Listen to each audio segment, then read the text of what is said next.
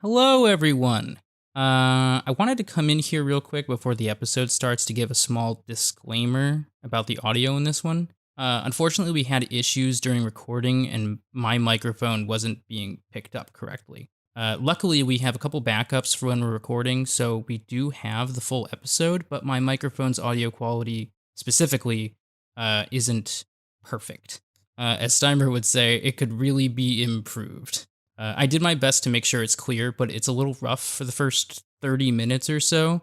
After that point, I cut out a little bit here and there, but not so much that you lose anything. I hope you still enjoy it, and I want to thank anybody who's listening right now and anyone who has listened to the first two episodes. I really appreciate you, and I hope you stick around. This episode's a little longer than the last two, so grab a snack, get comfortable. Thank you again so much. Enjoy the episode.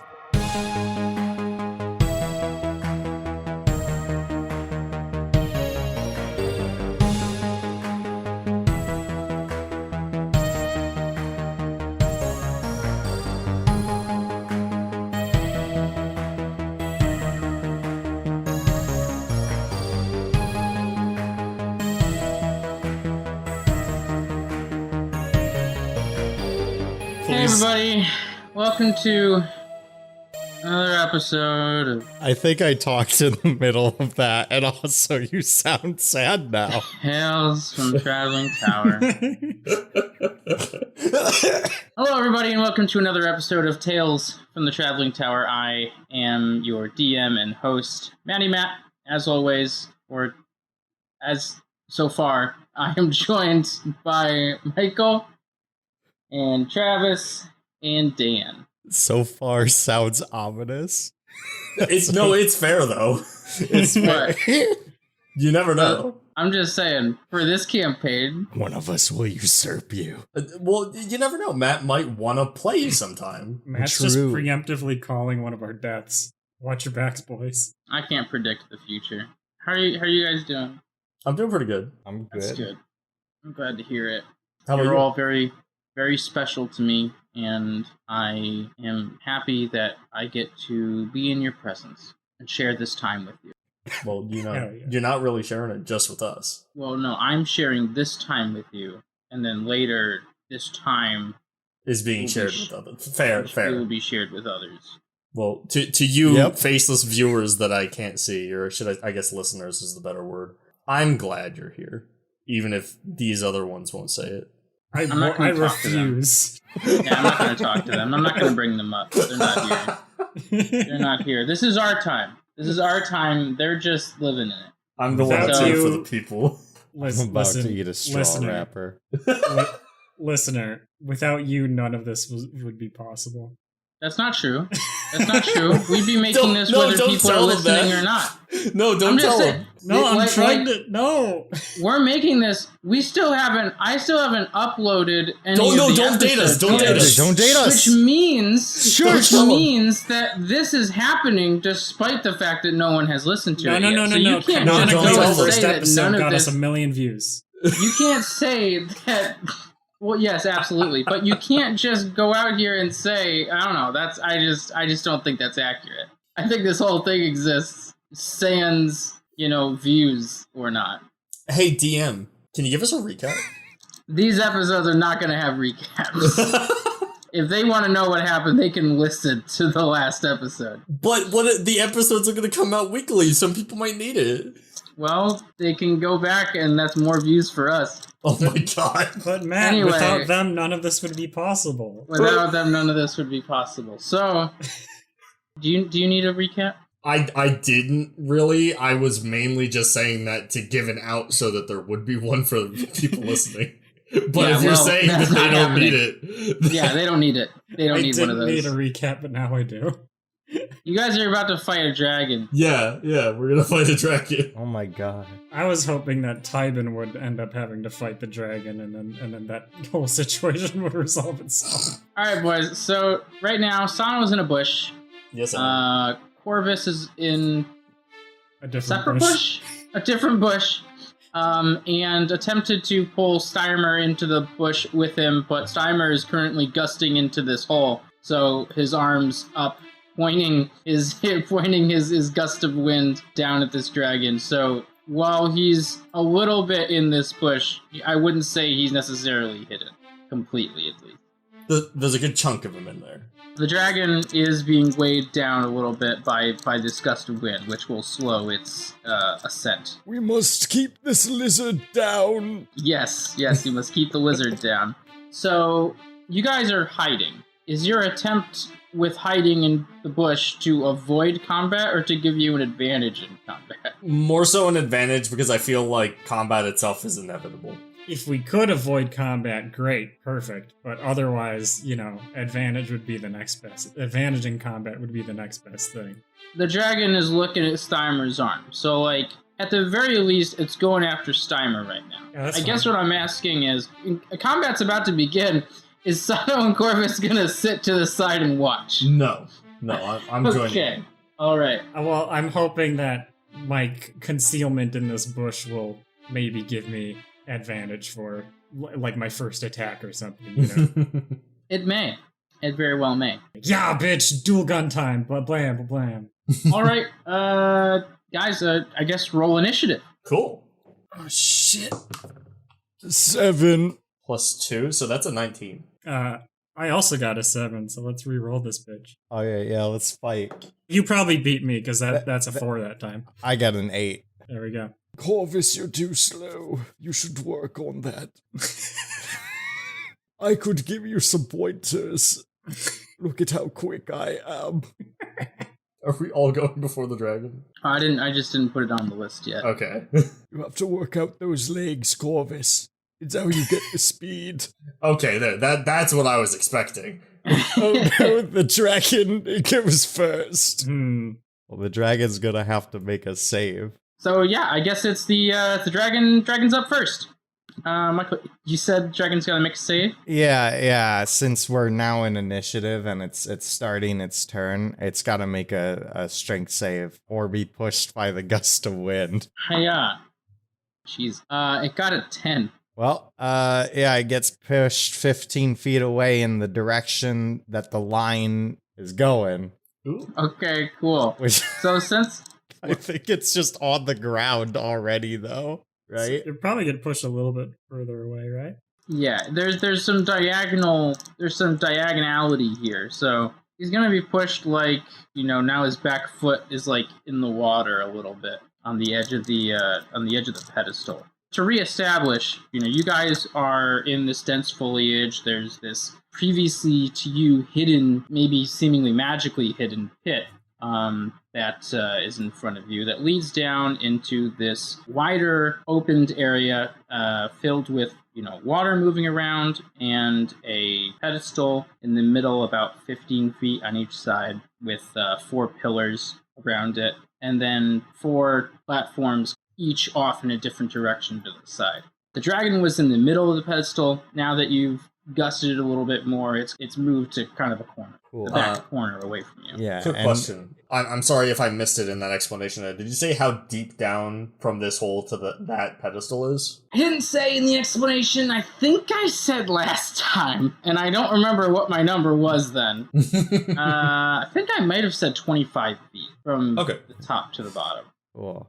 So if this dragon attempts at all, moving straight in my direction, because the wind's coming from me, it'll be like half movement. It's actually going to attempt to do that.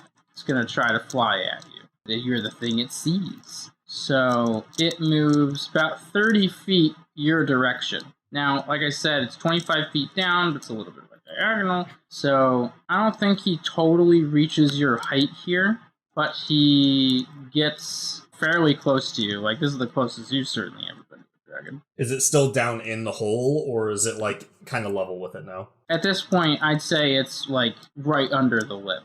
Cool. It's right up at you. Yeah, and it's going to reel its head back. It's going to breathe some poison at you. Some poisonous gas. Ooh, goody. Oh no. Yeah. What's up? Well, my gust of wind, it specifies the gust disperses gas or vapor and it extinguishes candle, torches, and similar. unprotected flame. So I don't know how that would translate. That's great. No, that's actually that's great. That's great. Yeah, you know what? He tries to spew some gas at you, and it just kind of gets like it just like gets pushed back into his fucking throat. Eat And that. it just doesn't make it to you. Gee, well, that kind of pacified him for that turn. We've got him on the run, boys. That'll be that, and he's up there. And that brings us over to Sano. Okay, so I originally had a specific plan, and that was assuming that it got out of this hole, but it doesn't seem to have done that. From where I am, can I like look into the hole? How deep does that water look that's around the pedestal area? The water does not look especially deep. It looks like it's deeper around the pedestal. Mm-hmm. Let's roll survival. Ooh, I'm good at that. That's a 30. That's 19 plus 11. Jesus Christ. Okay. Well, it looks. You're a good judge of the depth of waters. I'd hope so. Yeah, you'd say that's right at the edge there. It seems to be like maybe around 8 to 10 feet right near the edge. It looks like it kind of dips underneath the pedestal, like the water kind of. It looks like it's maybe exiting a little bit. Okay. But then immediately, like, away from the pedestal, it gets much more shallow. Certainly less than 5 feet. Okay. Well, like I said, I had a certain plan originally, but this seems like it would be more fun. So you said it's not above the hole entrance, right? It's still, like, kind of in there? A little bit below the lip. Would you say it would be possible for me to leap at it? I suppose, yeah. I suppose you could certainly leap at this thing. Sano's going to get out of the bush, get a little bit more space, and I'm going to run and I guess long jump at it because it isn't directly next to me at the hole. And mid jump, I want to use my wild shape. Okay. And I'm going to turn into a giant octopus. Oh. All right. Which is a bonus action to transform, which means I still have my action. And for my action, I'm going to do my tentacle attack at it, which it states makes the target grappled and restrained if I land it. And I'm going to attempt to essentially body slam this thing back down all the way. So I'm going to make my attack roll. So it's a +5 to hit.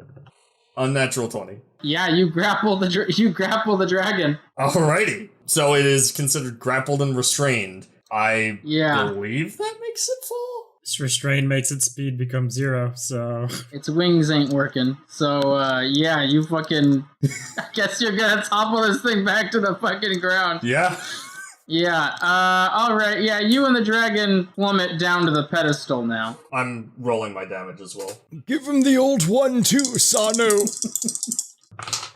Oh no, one of my dice. Where's it going? I see it. Good sound. I got it. It landed. Oh, it was a 6. Hell yeah. The other one was a 2, so 8 plus 3 bludgeoning damage, so 11 bludgeoning from the attack itself. Can you do me a favor? Can you roll a dexterity saving throw? I can. That's a 10. Yeah, you both plummet down to the pedestal, and, it kind of wiggles around, and you try your best to not to not get hurt upon impact. I'm fine taking the damage if need be. It's moving around too much, so you also take 3 fall damage. Okay. Wrap the suckers around the neck. That's when it's the most lethal. So, fun fact, me and a giant octopus have the same max HP currently. Okay, cool. Oh, good. So that brings us to Steimer. Boy, honestly, it seems like Steimer's got his plan going on here. It's working out for him. I think I'm gonna just pop off like a magic missile. It's 3 darts of force coming at it. That's 3 force damage, 5 force damage, and 4 force damage. Like 12 damage total. That's a lot of damage. And then I guess as a bonus action, I'm just gonna slightly adjust my gust of wind to point it at the dragon again. Okay, cool. Like from Good news me- is he's roughly where he was last time. Yeah, Now, so I guess there's really not a whole lot of adjusting that Yeah, needs well- be. But the angle can be improved. The angle could be improved. You're if I right. could just slightly move this angle, I do that, and I guess Steimer's just gonna sit where he is and just Great. watch the other two wail on this thing. Then I guess that brings us to Corvus. Yeah. So Corvus, fucking amazed as what's happening right now. Yeah. You know, decides, all right, well, having cover doesn't mean shit. So he just kind of strolls up to the edge, points both of his guns down. He'll make a shot with Firebolt. Cool. Firebolt will be a 23 to hit the That dragon. hits. That hits. We're wailing on this sucker. 2d10 plus a d8 fire damage. So, 20 fire damage. As, you know, Easy. Corvus, you know, spins the chamber to a firebolt round and pops one right at the dragon's face. Uh-huh. And then with his other gun, that he had just shot into his other hand, Uh-huh. he's going to try to shoot a force ballista at it.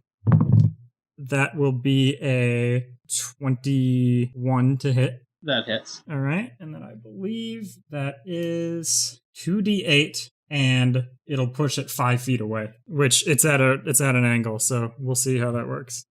Does that move me with it, or does it break it out of my restraint? No. You'll move it, but It's moving in only 5 feet. Does that? It's still moving only mean- 5 feet, so that So wouldn't is he put- still in the 10-foot wide range of my gust of wind? I mean, yeah, I just Just keep pushing this guy. That's a 10 force damage. yeah. The dragon gets pushed back about 5 feet. Now he's back at the edge of the pedestal again. Sano still grappling him. Now right next to the edge of the water at this point.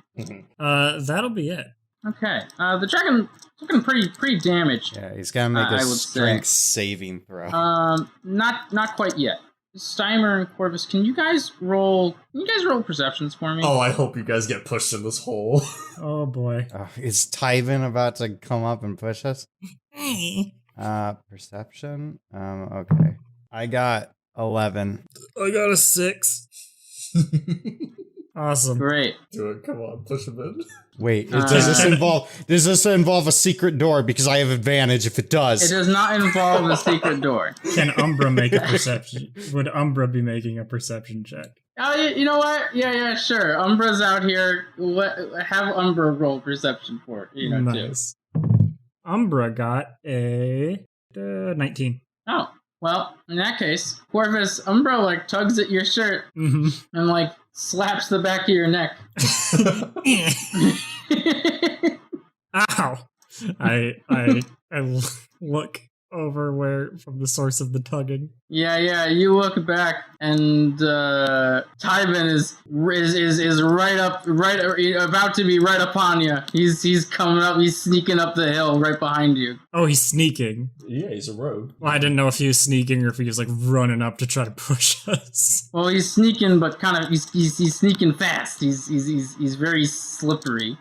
I don't think it's my turn anymore. It's not your turn, but there would have been repercussions had you not seen him. Gotcha. Okay. Does Corvus point it out to the rest of us? I'm Not only do I point it out, as I'm looking back at Tyven, I'll shout out, "Glad you could join us."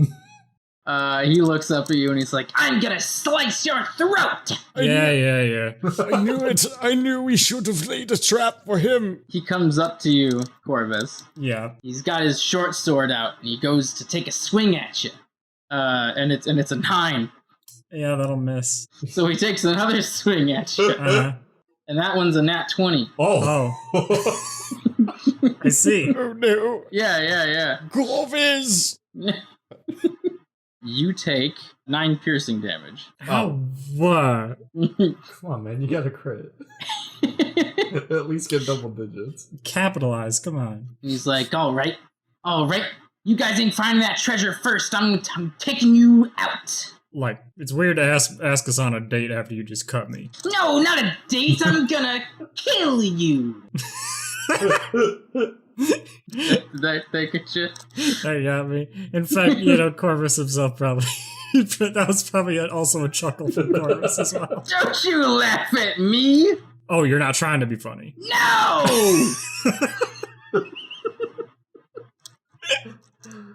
I like this guy. It's sad that he's probably gonna die in this fight. Sano, Yeah. you're down here with the dragon. Uh-huh. And then you hear the water stirring a bit. Ooh! And crawling up from either side of the pedestal are two crocodiles. I saw them. I see them, right? Wild shape unlocked. Oh my you god. see the crocodiles, a wild-shaped crocodile unlocked for you. We're getting ambushed. You guys, get in the hole. Get pushed down here. I need backup. Don't worry, I'll be sending back up. I need help. Guys, if I lose the octopus form, on my next turn I could then immediately turn into this crocodile. Okay, so these crocodiles, they start shimmying on up onto the pedestal. Gee, I hope they go for the thing that's way bloodier than me. Well, these crocodiles, move on up, and they look at the dragon, and the dragon looks back at it, and they share a knowing look. What the fuck?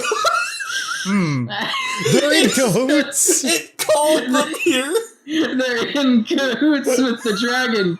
So the crocodiles start approaching you. Yeah, guys, I need you in this hole. Please. This first croc comes on up to you, and it goes to bite you. Okay. With its big jaw, and it's a 6 to hit. Okay, well, a giant octopus's armor class is 11. So the other crocodile comes up and looks to the other crocodile like, man, that's the best you can do. And it walks on up to you and tries to take a big old bite out of you. Yeah. That one's a 7.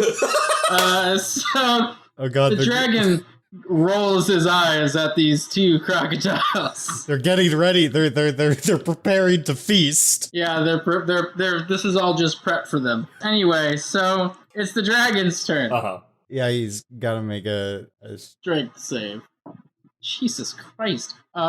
He did not pass. Are the crocodiles also now inside of the wind tunnel? It'd have to be the start of their turn, is the thing. One of the crocodiles is within the range. I mean, I imagine it's the one closer to Steimer. So the one on the right. Oh yeah, that would make on sense. the right. Sure. Alright, so dragon failed that strength save. Yeah. It gets fucking pushed back over the edge of the pedestal and into the water. Am I still on it or no? Well, you were before, so yeah. Yes! You're We got to still the on place I wanted to be! You're in the water with the dragon now. The great news about this is Sano is also... Here's our good news or bad news. Sano also will have to make the save. Oh, fair. Would I do that on my turn? Yeah. That's on your turn. Yeah. Okay. Dragon's pretty upset right now. The dragon's gonna bite you. Okay. It's not gonna try and get out? No, it's just gonna try to bite you. Cool. Because it wants to bite you. Mm-hmm.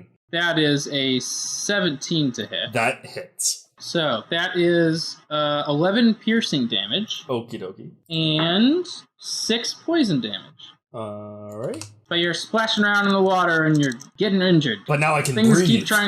things keep trying to bite you. But now I can breathe. Yeah. Alright, it's Sano's turn now. Okay. The good news is that you don't have to make this save, because now you're out of the range of the gusts of wind. True. They're in the water, dipped below, like a little bit, tiny bit below the pedestal now. He's So probably good. it's blocking the wind. Cool. I cannot make more attacks while I have it grappled, because I'm using up my tentacles to do that. I am, although, now we're in the water. And you said this is like the deep part of it because it's right around the pedestal? Yeah. You said it kind of looked like it led somewhere. It looked like it was like the water was flowing in this direction. It was flowing like towards the pedestal. So you got the impression that it had to be leaving below here. So can I see that now that we're in the water? Roll investigation. Okay, I can do that. That's a base 17. Let me scroll back. +1, so 18. While you're under the water here, you're looking around and you see that the water flows right. This pedestal, obviously it raises up from the bottom of this basin like a kind of a big square pillar. But right near the bottom, there's like a little crack. Not like a, maybe crack's the wrong word. Crevice? Crevice. Yeah, there's a crevice between the pedestal and the bottom of the basin. Not big enough for like a person to necessarily go through. So I definitely can't fit in that or anything.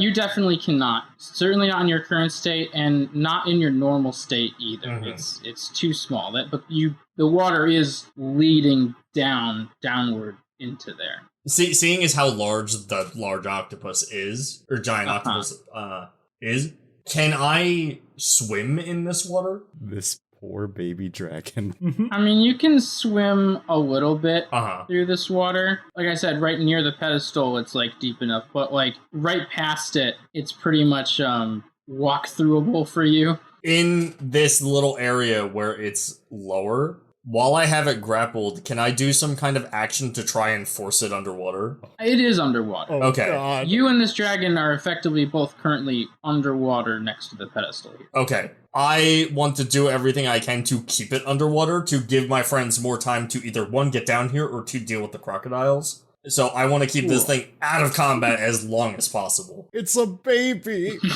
It's an adult, I think you said? I did not say it was an adult, no. It's a baby dragon, and you're It's- pushing it. You're drowning it. It's fighting us. Listen, if it wants to be friends, then cool. But this is combat. Wait. Is it too Baby late to dragon. Is it too late to mention that I can speak Draconic? Yes. Now, You if could this Currently makes- drowning. You could If have this makes- done that before you did the wind tunnel. Hey, if it makes Steimer feel any better, Sano, as you're keeping this dragon down, it seems like it's breathing in this water. Oh. Seems like it's breathing water Here's just fine. Amphibious motherfucker. Here's the thing. All right. Here's the thing. Now, I can speak Draconic, but this is a baby. I'm keeping it down there just because it's the kind of the farthest away from the group.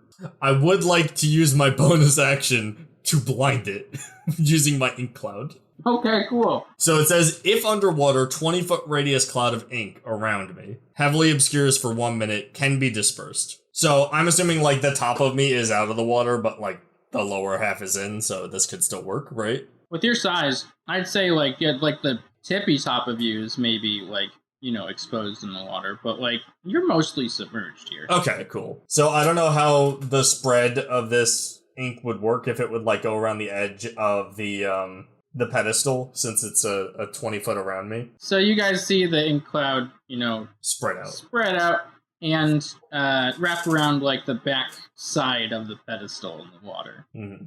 I'm gonna keep it here. All right, cool. Then Steimer. I'm assuming that yelling in Draconic over to the dragon would not allow it to hear me. Should have thought of this before you wind tunneled it. I mean, that depends Well, how loud you yell. There's also a wind tunnel and it's underwater. Yeah, So but it I- might not hear you super well. Well, right now. Steimer's still gonna yell in Draconic, "Dragon, give up now, or we'll have to take extreme measures." And Can you do me a favor? yeah, I need you to roll a performance. I can do that. That is a 4. Wait, sorry, I just have to ask. Is this a charisma check, you said? Performance? Yeah. You have disadvantage because you're slimed. Well, that is still a 4. Okay, cool. Well, granted, it can't see him, so I don't know if that matters. Great, Well, right? it's I'm not slimed. It doesn't say your thing doesn't specify sight, so I just imagine like a little bit of slime kind of gets in the way of your mouth as you're trying to yell. Either way, it doesn't seem like the dragon heard you. Right, well, Steimer is not waiting for a reaction from the dragon. He's gonna go opposite side of Tybin. Oh, okay. I'm gonna shocking. I'm gonna shock. I'm going to opposite side of Tybin. I'm going around Tybin, opposite side of Corvus, and I'm gonna do shocking grasp. Real quick. Well, okay. Well, before you do that, I have a question. No, hang on. You're knocking me into the hole. That's a 22 to hit. Yeah, that hits. So the shocking grasp will do 14 lightning damage, and Tybin can't take reactions until the start of his next turn. Oh, that's upsetting. That's upsetting to him. He doesn't like that. And then Steimer is gonna yell out to Corvus, Corvus, if this doesn't move you, then you might want to get out of the way. And as a bonus action, I direct my gust of wind directly towards Tybin. And, because Corvus is there, it's also directed at Corvus, and it's gonna push him back into the hole if either fail. Love it. Doesn't the gust of wind follow you? Wouldn't it have followed you when you moved anyway? Yeah, but it was at an angle pointing down into the hole. Now it's directly. Yeah, he had to perfect it was breezing your guys' feetsies. And now it's pushing directly. Corvus, I believe in you. Michael. Yeah. I had a plan, and it was gonna be really cool. And now I'm getting whipped into this hole. Not if you succeed the save. He believes in you. It's true. To be fair, I don't know other people's plans if it wasn't talked about. I like the current situation. I enjoy the current events that's happening. I fully believe Corvus has the strength to pull this off. I don't. His strength score is bad. Oh, well bye. Have fun in there. Bye. Okay, so is that a strength saving throw that I had that we have to make? Yeah, Steimer's turn has ended. Corvus's turn has begun, and Corvus needs to make a strength saving throw. All right, it's the beginning of our turns. Okay. The DC you're looking for is 16. Oh God. No. So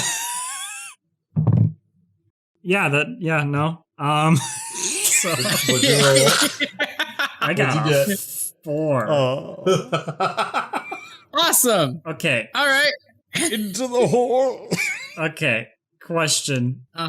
Question. You could say no. This is an easy thing to say no to. But could I use my reaction to grab the collar of Tybin's shirt as I'm getting flung? You did get a heads up about this. Tell you what. Mm-hmm. Yeah, roll an acrobatics for me. What is wrong with my dice today? That's a 6. Oh no. You go to reach for Tybin, but he bobs and weaves your hand. You probably would have got him if you didn't have a gun in each hand. And the gun's in your hand, taking up your time to go into the crock pit. Yeah. Hey, you get pushed back. I feel as though this plan could have been improved. I had a plan. He would go 15. 15 feet back. So just past the Crocs. You get flung back into the fucking air and then dived down to the pedestal. And you take 6 falling damage. And you are now prone. Yeah. As you look up and descended upon by 2 Crocs. And you are now surrounded by Crocs on either side. Well, I'm a little terrified right now. Oh, memories. Just as my parents did, Corvus. If you're anything like me, you can survive. So, Corvus, what are you doing on your turn? All right, it's my turn, ain't it? Oh, okay. Let's see. Shoot them. I had a plan for my turn. I gotta come up with a new plan quick here. Well, I'm on the ground, I'm like scrambling back, right? But and then I hit the edge and I'm like, oh no, I'm about to fall in this fucking water. And I fucking desperately pull out my gun. I change to an appropriate bullet and I fire off a thunder wave. So just pull the trigger and just crack, just big burst in front of me. They have to make a Constitution saving throw. Okay. The one on your left got a 15, That'll fail. and the one on your right got an 8. That'll also fail. Hooray! Yes, that also gets the bonus damage. Yes!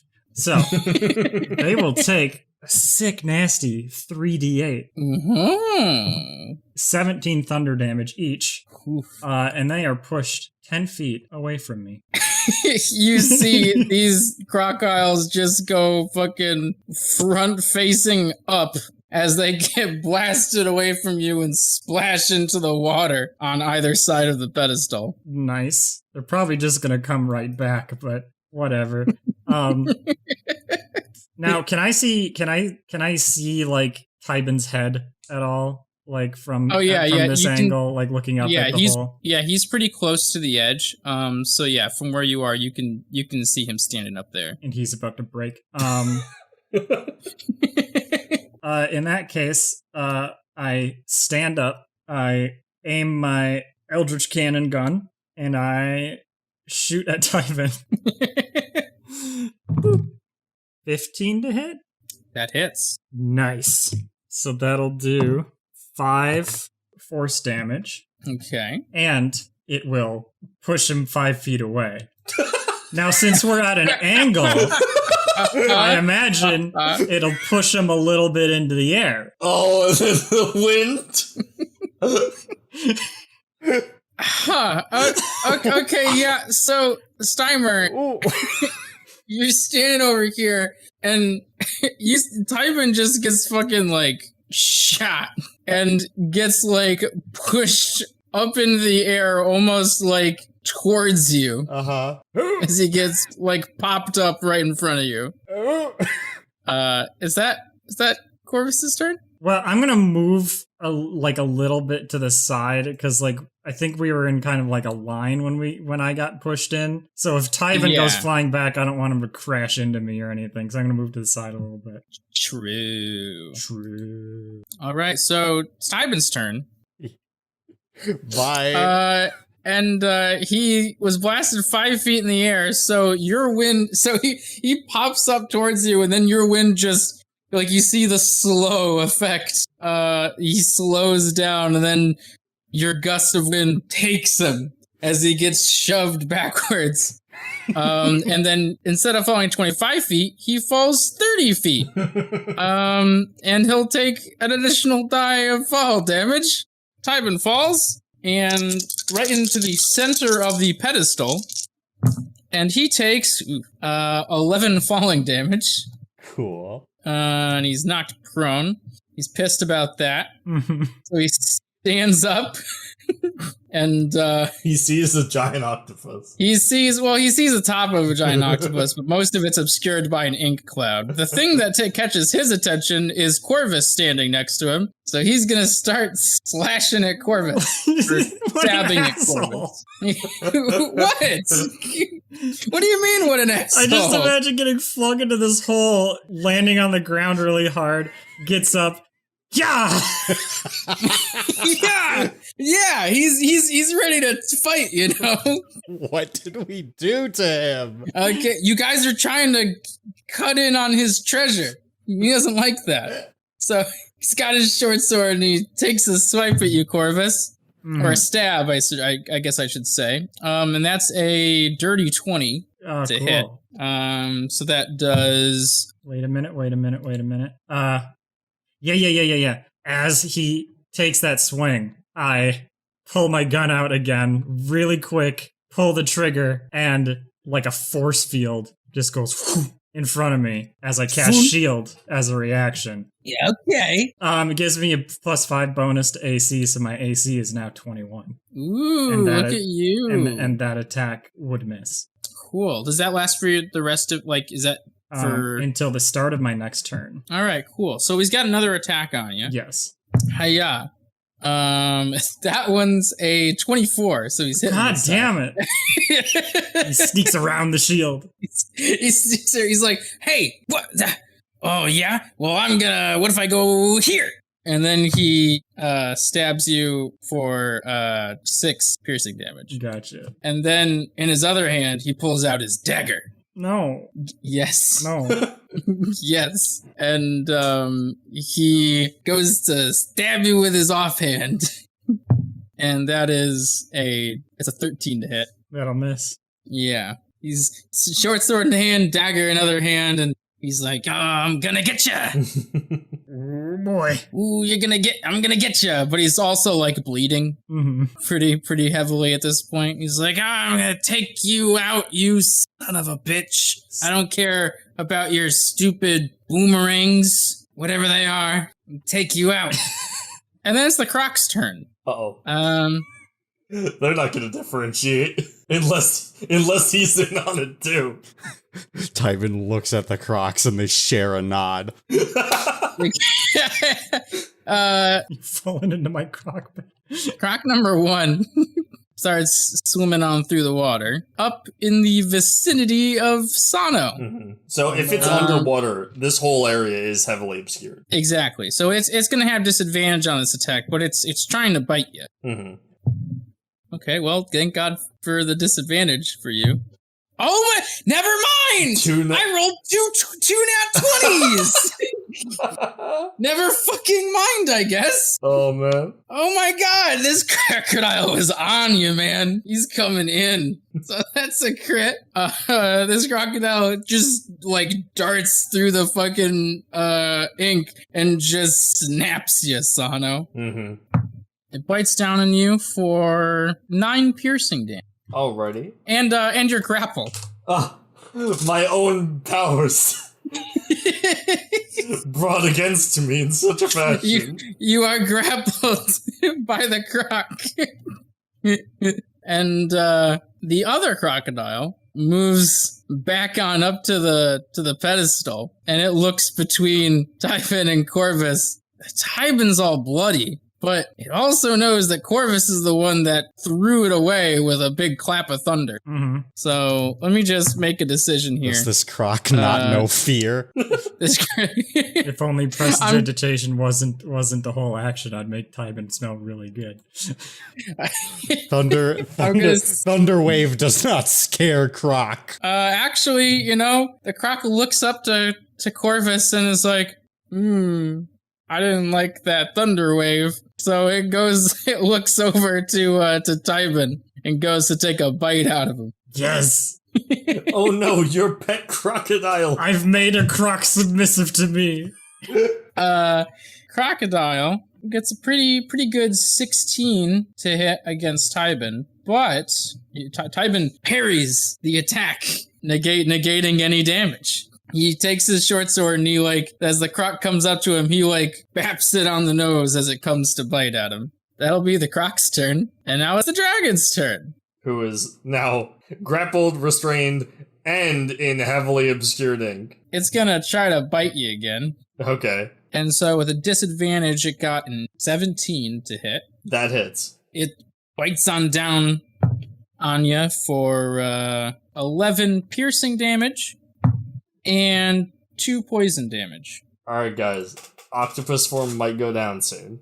Which means croc form is right around the corner. And that'll be the dragon's turn. Sano.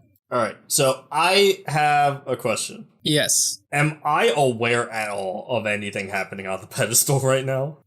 You can't see up there. Uh-huh. I'd see maybe you heard Tywin making a scene. Mm-hmm. But you can't really, you don't hear too much because you are a bit submerged. Yeah, you heard Tywin making a scene up there, but you can't really see. You don't really know what's going on. You do know that you were just bitten. By two different things. One of them, the dragon that you're grappling, and the other one is you're being grappled by the teeth of a crocodile. And you said that's what you're currently aware of. You said it's deep close to the pedestal, but farther away from it is like pretty shallow. So close to it, it's about like 10 feet deep, and then like a space away, it'd be 5 feet, and past there, it's less than 5. Okay. So I'm taller than 5 foot, so like technically I could be like standing if I was in the second space, if I was in my normal form. Yeah. Would I be unrestrained if I transform back? Because I'm shrinking in size and... I'd have to do a roll. Find out. It will free the dragon as a warning, but I think it might be worth it. So I'd like to revert back the farthest from the crocodile that's grappling me. Question, is this, are the platforms that are around in the water, are those raised above the water, or like... They're raised slightly above the water, yeah. Okay, just checking. Roll a dex save, I'll say. An 11. Good news is, he fucked up. So, yeah, you slip out from the crocodile's teeth, and you slink on down behind the dragon. Thank God. I rolled a 9 plus 2. Dragon looks around like, oh shit. So the dragon is underwater and cannot see. So I'd like to move away, like back up onto this. Onto the pedestal behind you? Yes. Or not the pedestal, the raised... Yeah, this like raised platform here. The side platform. To get out of the water. And then I am going to cast Conjure Animals. Okay. And I can conjure up to CR2 in any combination that I want. 4 crocs. I would, but this dragon can fly. And I'm a little worried about that. So I'm gonna do 2 giant vultures. Okay. So I can issue verbal commands for them to follow, which they get their own initiative. So that's just 5. Yeah, that puts them after Tywin before the croc. Alright, so I want to command this one to attack the crocodiles, and I want to command this one to carry me to this pedestal. This pedestal to my right. This raised platform to my right, so on the left side of the chamber. So croc killer and carry the baby. Alright, cool. When I say attack the crocodiles, I want to point at the one near Corvus. Okay. And that's the end of my turn.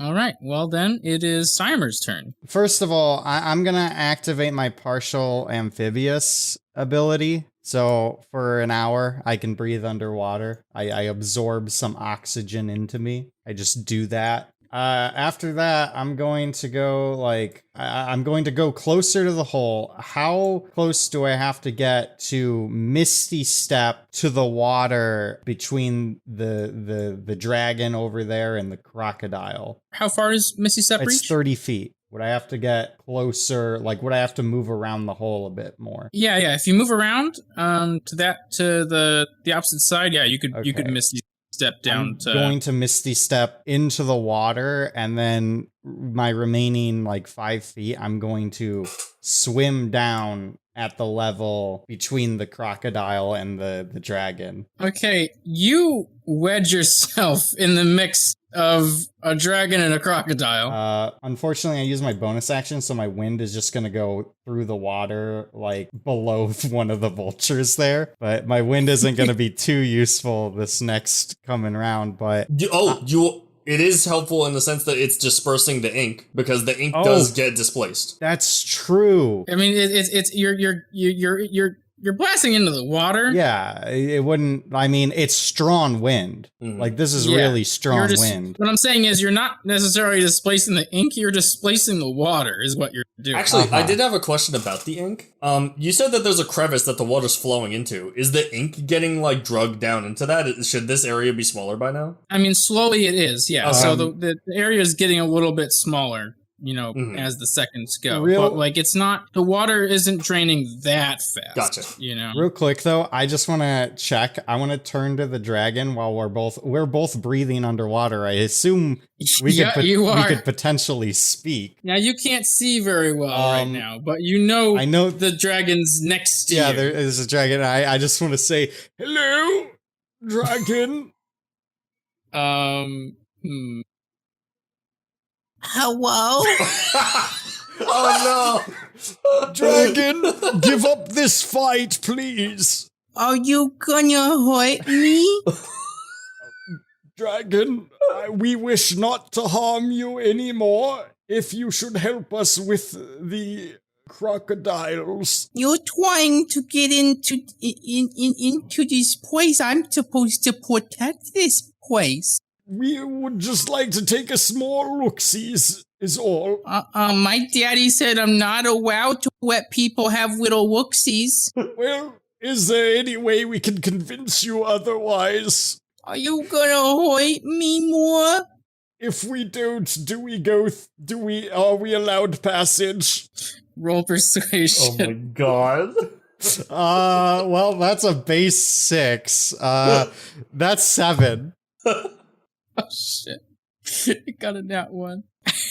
Oh, I wanted to keep fighting. Well, we're still crocodiles. And Still a fight, Tyven. There's still The a fight's Tyven. not done.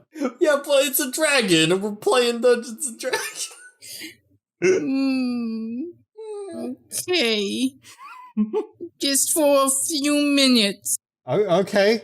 Well, then, okay, alright.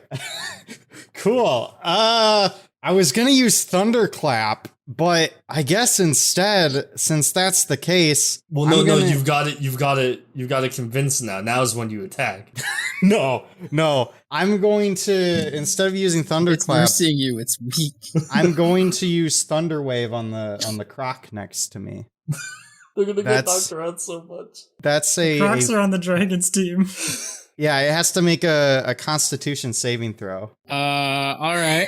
That's a good point. Are the Crocs are on the Dragons team, but like, are they? I don't know. Well, I guess you'll find out if you're going in. I guess. Yeah. That's a 7. All right. With that being said, I'm also going to use my Channel Arcana Destructive Wrath, and I'm gonna do maximum damage.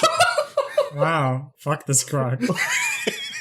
So it just let's see, how much damage does Thunder Wave do? 2d8 thunder, so I guess it does 16 thunder damage, and it pushes it 10 feet away. 10 feet away All right, into the cool. wall. You thunder wave this fucking crocodile. There's a big boom as this, this thing's like a basin. It's like a almost covered bowl. So it really just echoes in here. Sorry, vultures. And the crocodile gets flung back kind of up out of the water onto one of the side pedestals, dead. I did it. And the dragon behind you is like, What did you do that for? My crocodile friend. Yes, but you agreed to let us through. No takesy backsies. Why you attacked my crocodile friend? Why'd you do that? I thought you weren't gonna attack anymore. If I let you peek around for a little bit. Wait, we're heavily obscured by ink. Is there a chance maybe you didn't see that? Oh, good point. Let me check.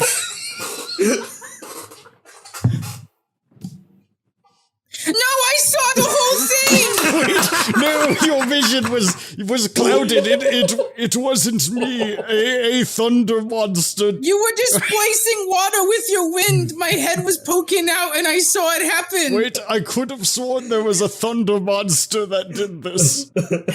A thunder monster? I don't think so. I think you're the one with the thunder. You're the thunder monster.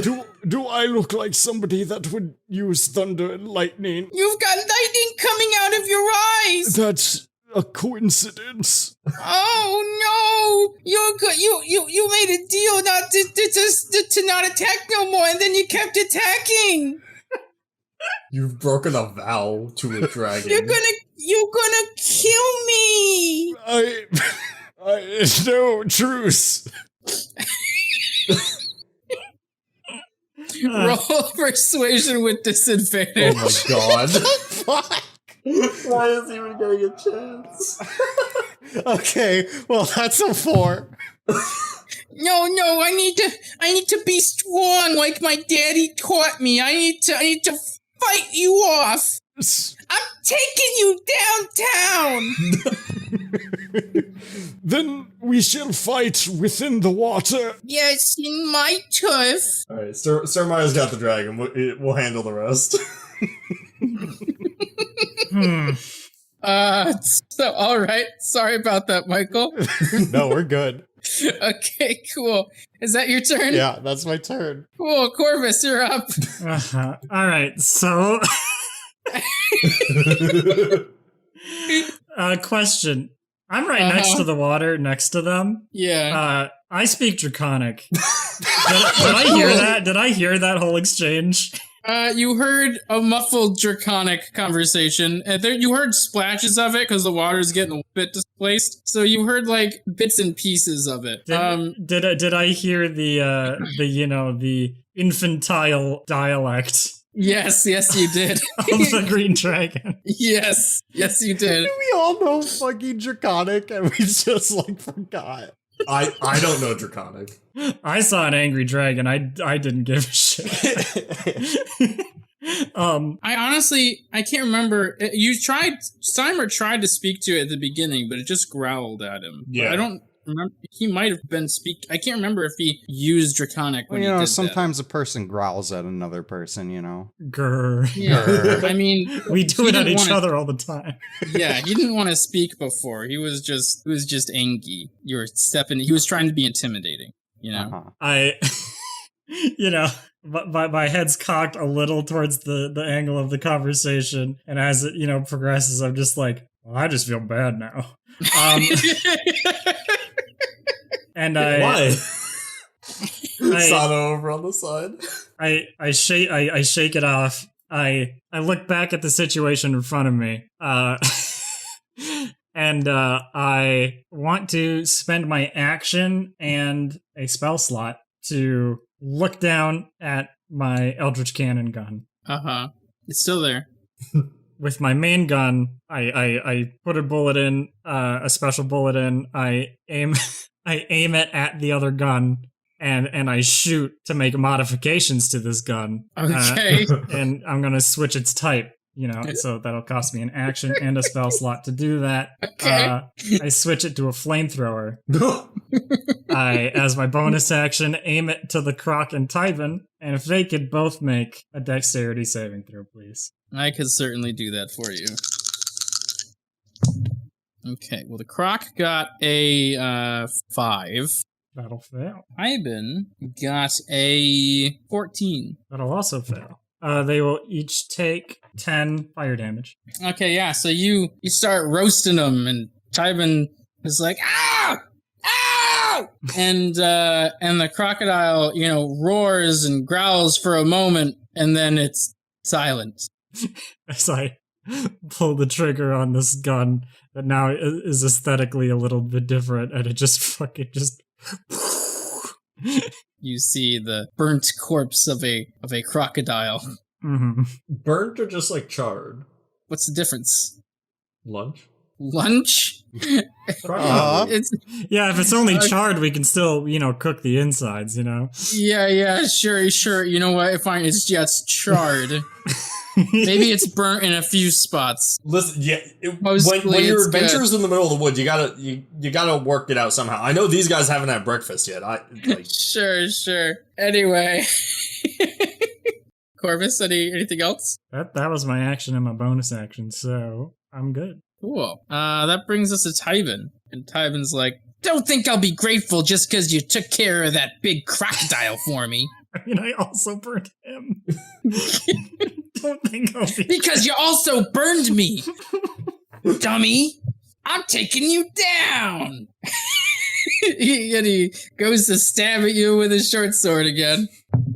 And that is a 23 to hit That'll hit. for 7 piercing damage. Mm-hmm. And he's like, yeah, have one of these! And he goes to stab at you again. That time it's a 12 to hit. That'll miss. Ooh, well, you didn't want one of those, huh? How about this? And then he takes his dagger and he goes to stab you. But that time it's a 13. That'll also miss. It's like, oh, well, I got you one time. I don't want to get hit by your flamethrower again, so I'm gonna back up. And you get opportunity attack as he backs away from you, if you'd like to take it. Don't have Warcaster. All right, so that means I just gotta try to whack him with a gun, I guess. So I'm gonna try Or save your reaction, your choice. No. I'm gonna use my reaction to try to pistol whip him. Okay, cool. Hiya. That's an 18 to hit. Ouchie wowa, says Tybin.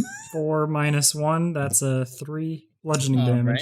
Son of a bitch. And he steps off the pedestal and into the water. Like, is he underwater completely now? Yeah, he ducks down underwater into the obscured, inky cloud water. Mm-hmm.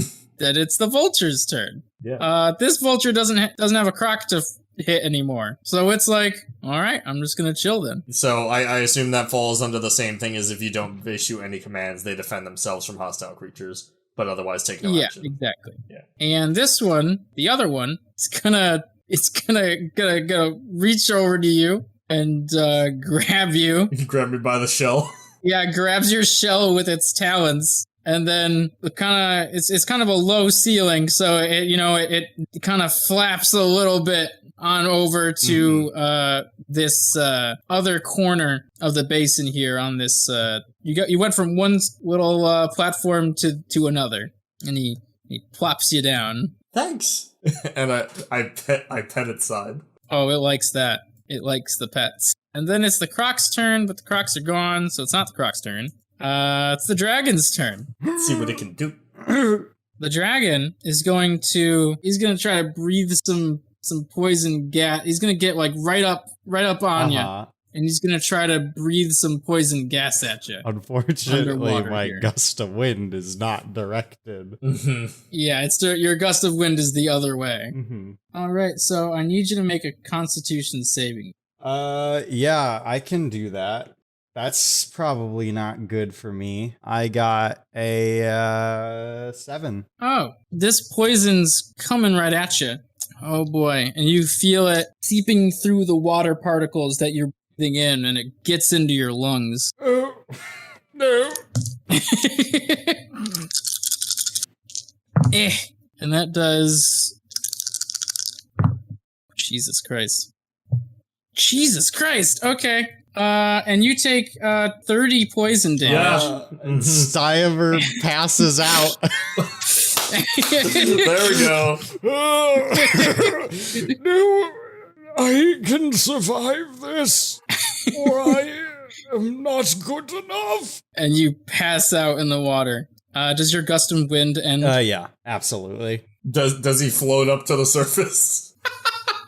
Here's my question. My partial amphibious lasts for an hour, and the way it worked is that I absorbed oxygen through my skin. So I imagine I'm not at risk of drowning right now, right? No, you're not at risk of drowning, no. Cool. You guys see, Steimer's gust of wind end, and then Steimer rise up above the inky water. There he is.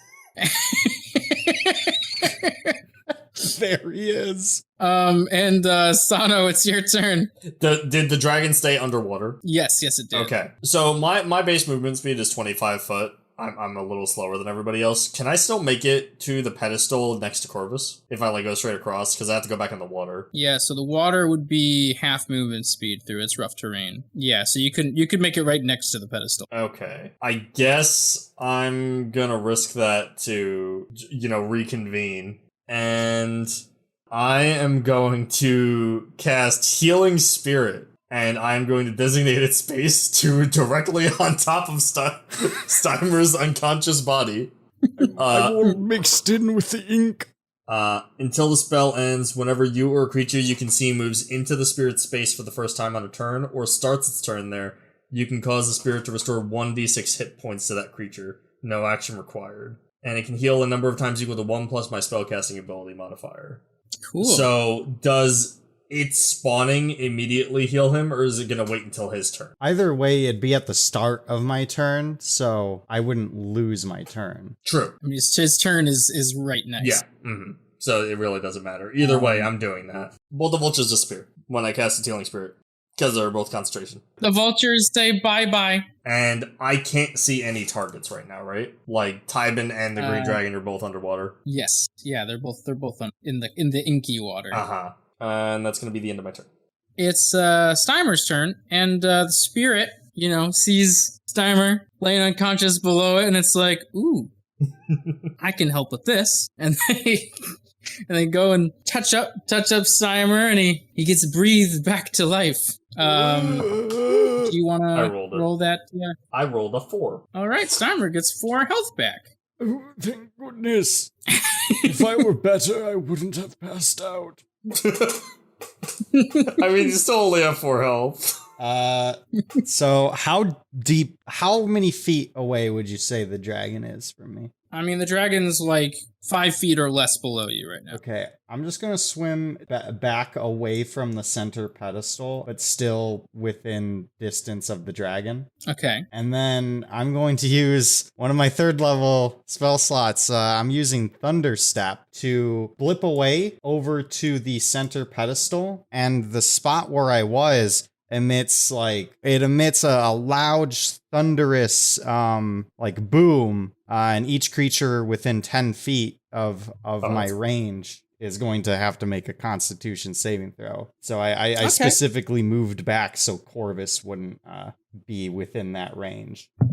It gets an 18. Well, Dragon's still going to take half damage. The full damage for that is going to be 18 thunder damage.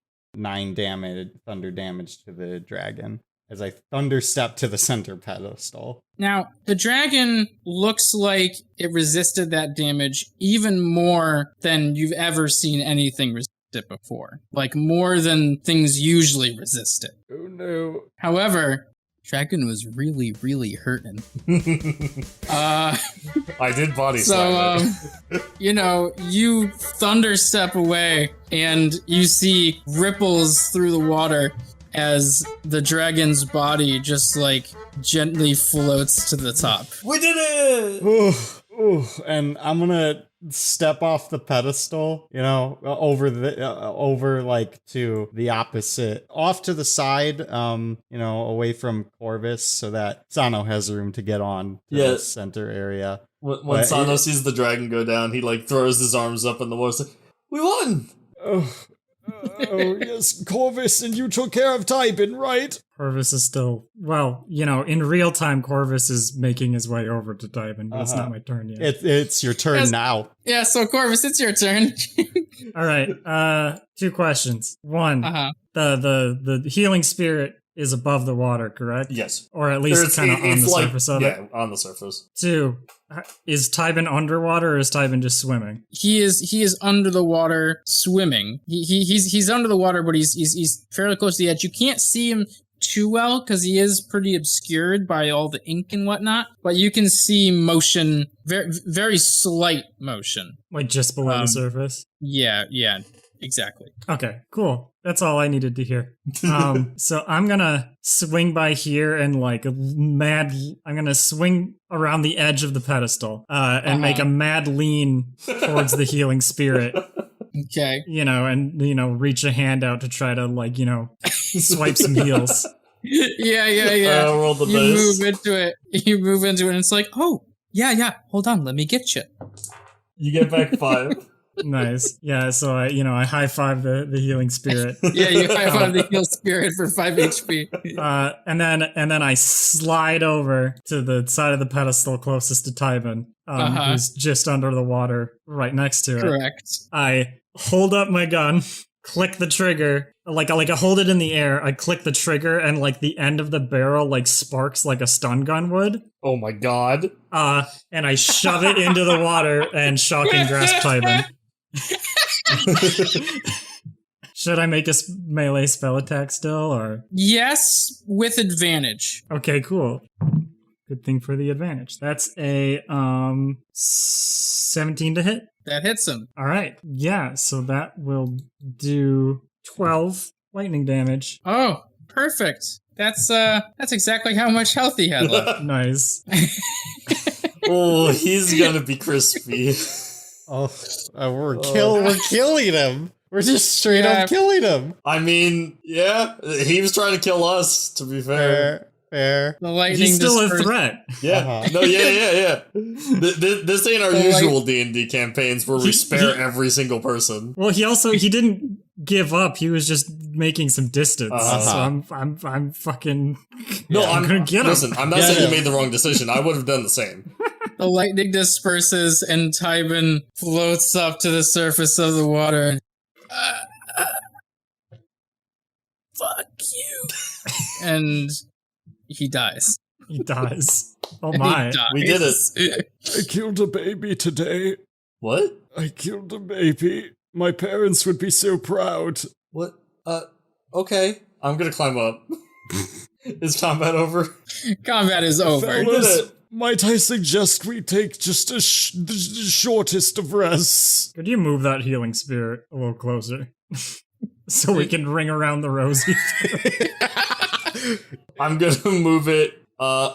You're both pretty hurt. I'm supposed to be the tank. What's happening here? I also have a few abilities that I would like to have should we run into any more dangerous situations. But so if we don't want to spend any hit dice, we can ring around the rosy through this healing spirit. There's not many uses left. It's 1 plus my spellcasting ability modifier, which... Oh no, did they nerf it? Damn it. Well, it still has 6 total. There's been 2 used, so there's 4 more. You can each get 2. Oh, they nerfed healing spirit. That So sucks. I'm moving it on the Sturmire, and then you guys can ring around the rosy. Yeah, I yeah. hate that. We'll spin. We'll hold each other's hands and spin in a circle. So I'll roll the health for you guys.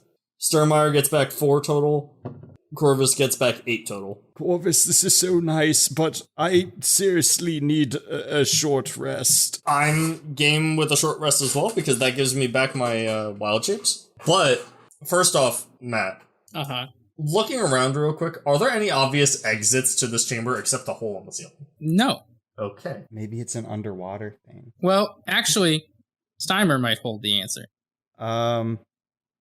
Oh, okay. I see what you're getting Steimer at. would like to make a perception Yeah, I'd like to investigate. check or investigate. Yeah, I'd like to invest. Or perception works too. Either way. You should do Whichever it investigate, is. because that's like your thing. I don't know. You know what? Actually, investigation would be better. I have advantage either way, but investigation would be higher. If you're talking about the higher. archaeology thing, then technically I can do that too. I'm talking about I can search for secret doors. Ah. I have archaeology like you do, but I also have dungeon delver, Ooh. which gives me advantage on wisdom perception or intelligence investigation checks made to detect the presence of secret doors. While Sturmire is doing this to look for an exit, could I use the feature historical knowledge from archaeologists to try and determine what this chamber was like made by or for?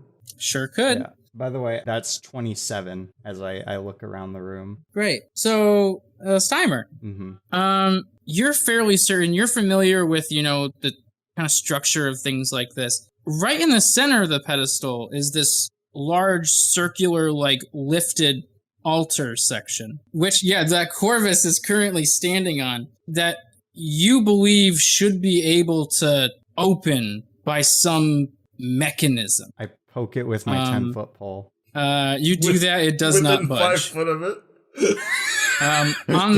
In your investigation of this, you also find that on the side here, kind of where you're standing on the back end from where you guys originally entered, there is a little thing sticking out where something should latch onto.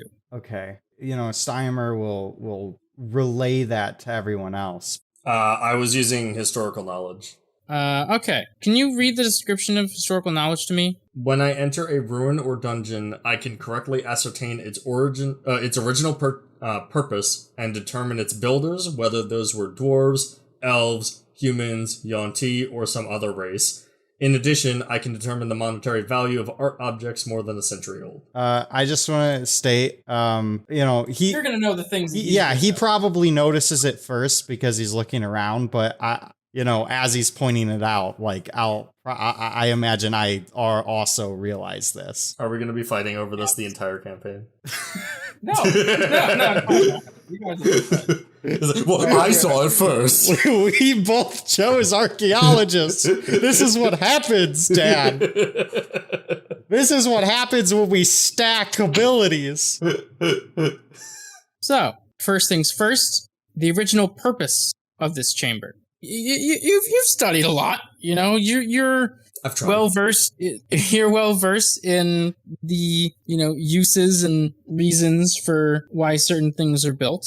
This place is real weird though, because it seems to be built mostly frivolously. It doesn't. This whole area, this whole room, doesn't seem to hold any other purpose other than to be an entrance to below. Cool. Its purpose is extravagant. And as for who built it, this is very, very strange. I'm going to say you really haven't seen something like this before. Because this wasn't built by any civilization you've studied, but there are things that you've read about that would suggest that this place was built by some higher being, perhaps the gods themselves. Okay. So, essentially, I can cross off any of, the major races and ruined architecture that I know. Yeah, it's that, throw that all out the window, because, and like I said, you've read things about, architecture by the gods. Not a whole lot of it exists, but here you are, in one of them. Again, because Steimer was taking a look at the that trap door there, that secret entrance, a little bit after you're kind of perusing this place, Steimer also begins kind of taking some notes of the area as well. Could I do a religion check? Sure. That is a 23. A 23. Yeah. I'm assuming he's like a Thurigist, he uses holyish magic, Right. I'm assuming you're trying to ascertain. I want to figure out specifically what gods or god this room specifically relates to. Yeah. So as you look around for symbols or evidence, and you find that this place seems to be made either for or from the god Velis, one of the 7 siblings. I don't know if you remember who that is, but just for the for everybody's benefit, one of the 7 siblings of Tessera who helped shape humanity or Tessera kind into what it is today. He is known for placing mortal creatures in difficult or confusing situations as entertainment. He is a trickster god of emotions and fun. He likes seeing things triumph as much as he enjoys seeing them suffer. He just likes the mortal condition. Hey guys. So, and I think I understand the series name now. He gave the gift of sensation to Tessera kind. Right. I imagine, Sano was pointing out, some of this ruined stuff, before I looked over. And then once I got the chance to take a look, I let, Sano know that, and then Corvus too, that. No, we don't tell Corvus. This, me and Sano are just quietly whispering to each other about this. No, we don't. Yeah. These seem to be markings of Velis. And it's just an entrance. That's it. It's all that matters. Corvus, while they're looking around at that stuff, the ink of the in the water, dissipates by this point, and the dragon over here floating nearby the pedestal, you hear a gurgling sound as spit up from its throat is this little orb that floats on the surface of the water. An orb? Yeah. If I see that, I'm gonna Walk over and try to grab it. So, Corvus, you go over to the orb, Mm-hmm. pick it up. Yeah. You've got this this polished, it's spherical chunk of crystal. It's kind of a dark grayish color with like a little bit of orange kind of creeping up around some of the points. Corvus, is that treasure? Would I know what this is? You could try to find out what it is. Oh, could I try to find out what it is? Sure. Roll an Arcana check. Ooh, Arcana. That's a dirty 20. A dirty 20, that's pretty good. So yeah, number one, this thing is, you did an Arcana roll, but this thing is intrinsically arcane in nature. In fact, you feel like you could use this thing as a spellcasting. Oh, snap. Number one. But that's not all it does. This thing is an orb of shielding. It reduces damage. Very, very, not like a whole lot, but it seems like it can be used to reduce thunder or lightning damage by a little bit when you take it, if you're holding it.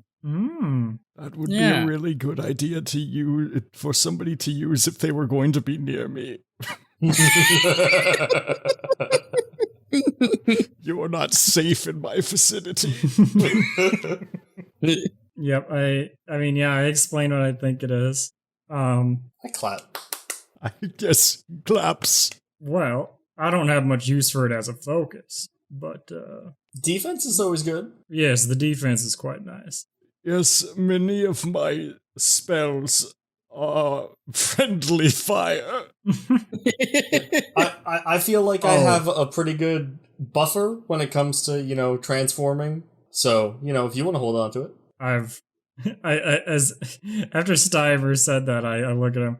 I've noticed.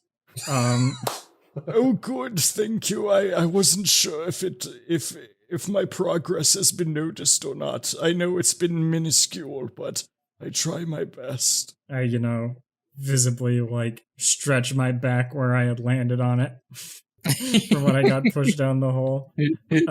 Well, then I'll hang on to it for now, and I will pocket it. Yeah, I need to do something. Can you guys help me for a second? What are you doing? Well, I want to try and start dragging the green dragon up onto the platform. The dragon! so it's not in the water. I'll help with that. I'm gonna pull Tybin out. That was my next thing!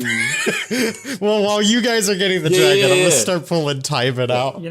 Oh, good. Shocking Grasp. Shocking Grasp is a melee spell attack. I could have made that non-lethal, but It's fine. You probably would have just tried to kill us again anyway. All right, great. And I kind of smack it just the top of the head or the back or something. Yeah, we got it. All right, great. I'm gonna start searching Tybin. That was my plan. Yeah. Well, while you're pulling the dragon up and doing that, I'm gonna be over here searching Tybin for any information he might have, or even small treasures. Oh, I was absolutely gonna look through his equipment. Yeah, I'm already on it. As you're doing stuff with that dragon. Speaking of spending the time to do that, I'm from an engineering guild. Trying to develop not only tech but also magic stuff, right? Mm-hmm. Are there any parts of a dragon that I think would be Travis, I got fairly useful? I got you. This is the whole point right now. I mean, the answer to that would be yes. In a fantasy magic setting, everything can be used for something. Do any of us find anything, DM? I would worry about Tybin's equipment first. Yeah, let's do that first. Okay, well, for starters, Tybin has very little. He has, to his name, 9 gold pieces. Okay. That's nice. A short sword and a dagger. Okay. Well, that is all he has. Well, what's his armor? Yeah, I'll take the... and his armor. He's got studded leather. Studded leather? Yes. Okay, here's what I'll do. I'll take 3 of the coins, and then I'll set down 6 on the pedestal for the others to split 3 ways. That's nice. We have to split it 3 ways between 2 people? Well, sorry, too. I'm kidding, You know I'm what I kidding. meant, you little, you fucking bastard. Yeah, so, and then I'll point out the weapons and armor and ask, like, Would any of you need any of these supplies? I might need the knife right now. all right, I say as I'm looking at this dragon's body. yeah, I'll set the knife. I'll set the knife on the pedestal as well. And he didn't have any like ID or like I don't know anything on him other than that. Nope. All right, I kick him back into the water. No, wait. Wait, okay, I'm about to kick him back into the water, and Sano's yelling, "Wait!" I point to your side, like just put him over there. What are you going to do with the body? Well, I was gonna bury him. Okay, if you wish to bury him, Well, I don't think there's really anything living in this water that could, use him. well, So I thought up there in the dirt would be better. Sure. I just assumed that, I could just let him soak in here. I mean, he was kind of an asshole, but yes, I'll let you do what you think is right. He could still be useful for the nature upstairs. Oh, that's very kind of you, actually. Yes, you're thinking very efficiently. I have much to learn from you. And I'm gonna take the knife and I'm gonna do I guess a little prayer. I don't know if it would necessarily to be to any of the nature gods or goddesses in particular, but really just to nature as a whole. And then I'm gonna look over to Corvus to see if Verona, maybe. yeah, okay, yeah, I'll give it the Verona. Goddess of nature. Yeah, I'll give it the Verona. Same. But I'm gonna look to Corvus to see, because Sano was interested in getting some dragon scales, the poison gland, and possibly its heart. And he's looking to Corvus if there's anything Corvus is looking for. Corvus hesitates, clearly feeling bad that, he heard this dragon talking before. Sano has no idea what you're talking about. In a childlike voice. Sano has no clue about this. Are we carving up he's the baby? Are we carving up the baby? What? That was a baby dragon. Oh. Yes, but it was hostile, and dragon parts are very, very useful. My hesitation leaves a little bit, and a glisten of excitement goes through my eyes as I'm thinking about ooh, what could I use dragon parts for, right? How could I utilize those? Sano looks down, learning this new information, and he goes, well, I'm sorry, but Circle of Life, you attacked us, we attacked you. So I guess the most important things are safely collecting as many scales as we can. Probably the major fangs in the mouth and claws, and then the poison gland is really one of the bigger parts. I guess I'll go for scales first. I do get my holy magic from an ancient dragon. I prefer more of a dragon's treasure, though, however. How many scales are you trying to get? Is Sturmire interested? I mean, he'll take one if it's possible to get a third. 2 clean, not scuffed scales for me and Corvus, and then 1 for Sturmire. So 5 total. Is that possible with a 25? Yep, get 5 scales. Big fangs and big claws. I assume there's 2 to 4 fangs, big fangs in the mouth. They got 4 fangs, and there are, on each foot, there's 4 claws. So I have 1 dragon scale? 1 dragon scale. Me and Corvus have 2, and then I'm gonna break apart the fangs and claws between us as well. Yeah, you got it all. Oh. just holding a shit to the claws, oh. You should make a claw sword. A claw sword. And Sano's interested in the nature of that poison breath attack. He's curious about getting that the poison gland or sac, whatever it is, in there and studying it. If he can carve in there to try and get that. All right, yeah, it takes a little bit of time, but you get it. Cool. Was there something that Corvus wanted in addition? Yeah, other than those things. Corvus will take as much as he can get. If Sano is calling dibs on the poison gland, he'll just let that be. He wants to study it, but if you have a direct use for it, he's more than willing. Corvus, anything's a material that can be used to potentially craft into something later. So you know what? I'm gonna break these apart, like I said, and then Sana will hold on to the poison gland, but he's more than willing to work with you, and then whatever we can make from it goes to whoever. Could I have an eye? Ooh, that's a good point. Does Corvus want the other eye? Sure. We're ripping. This is a baby, and we're ripping it apart. They're useful. Okay. It's a Okay, dragon. you need to stop. since Stop we're- using that terminology on it. There was a fight. It was an intelligent creature. It lost the fight. The cycle of life is happening. Yeah, just like Tywin. So Can we start here's the carving deal. type? Do you want his heart? No. Do you want Tywin's heart? You know what? Yeah, I'll take it. I'll take Tywin's heart. Oh my Oh god. my god. I want it. No, you said it. I want Tywin's heart. I can't tell if this is you following a bit or if you actually mean this in character. No, I want his heart. I'll find a way to rebuild him better, newer. If you could just roll once for the dragon, and once for Tywin. 26 on dragon. Nat 1 on Tywin. Oh, I've never done this with a human before, I think. Stabs if he- right into the heart. If he fucks up the heart, I still want a fucked up heart. I don't care. I'll take a ruined heart. yeah, you fuck up the heart trying to take it out of Tywin. I've never really, I've never done this in this case. I'm usually it's things that I encounter in the woods. Usually not humans, gonna be honest. Or it's like stabbed and oozing, and it's I'm gonna But go bury him for the bugs. Okay. I have a damaged heart though, right? yeah. You've got a damaged heart. And both As- of you have a wormling green dragon eye. What else do you? I mean, do you want the dragon's heart? Do you want the dragon's vocal cords? Do you want its tongue? Do you want I feel like you're upset with us now. its blood? I feel Do like you you're want its upset now, skull? man. I'm Do you sorry. want its- Actually, You want its brain, Ow. its horns? actually, horns? could I take the brain? All right, you got a dragon brain, baby dragon brain. I am going to build a cyclops with this brain, eye, and heart. And Tywin's heart. I don't care if the heart's damaged. It can be fixed, improved. Wait. I think we're can good. Can I use mending on the heart? Oh my god. All it. Oh, Oh my god.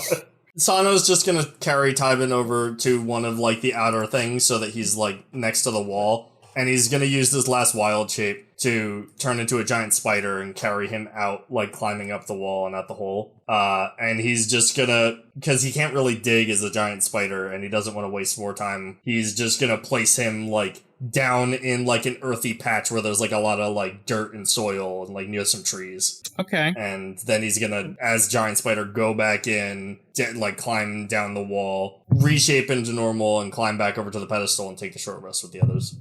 Okie dokie. Does mending on on his heart work? No, it doesn't. Damn. This piece of shit.